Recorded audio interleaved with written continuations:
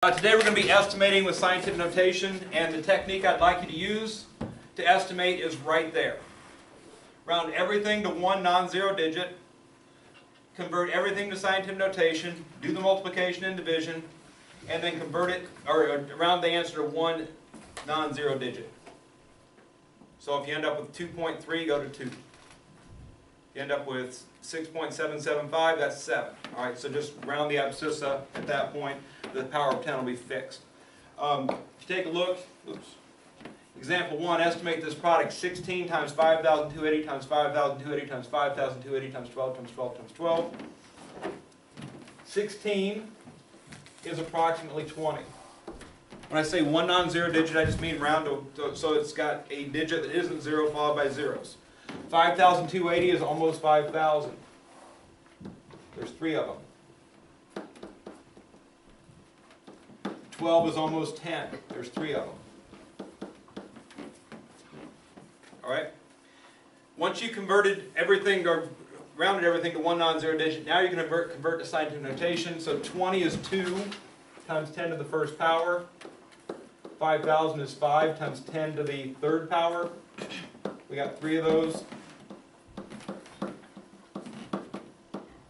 And then 10 is 1 times 10 to the first power.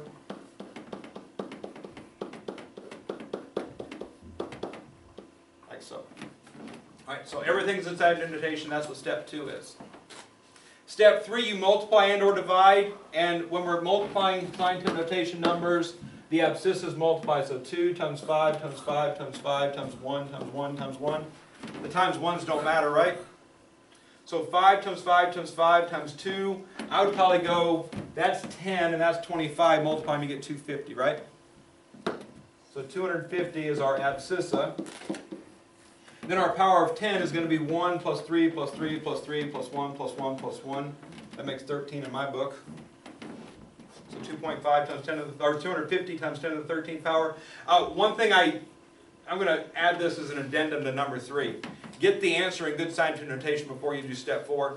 So 250 times 10 to the 13th is equivalent to 2.5 times 10 to what? 15. Perfect, 15, right?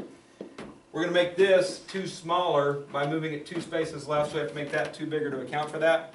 2.5 is about 3. On a 0.5, you can round down or up. Those are your choices, down or up, right? You may have been told back in the elementary school, if it's 0.5, always go up. But actually 0.5 is dead center. It's just as close to 3 as it is to 2. So what you can do to make your decision, should I go up or down, is based on what you did in the first step.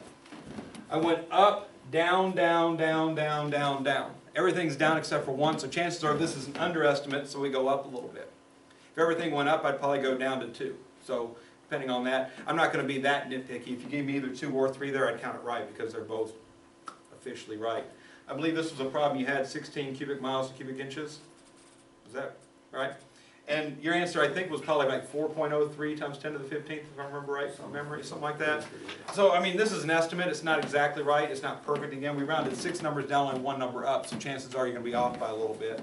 All right, that happens. But, again, the whole idea of estimation is that you're getting kind of close to the right answer to know that when you type it in your calculator it equals, that answer shows up right. And let me just tell you this about your calculators. It does look like this, 4.03 E15. Don't write your answer like that. Write it like this, 4.03 times 10 to the 15th.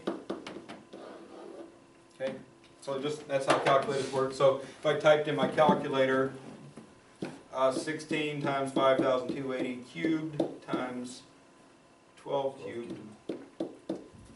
That's 4.06. So 4.069728977 E15.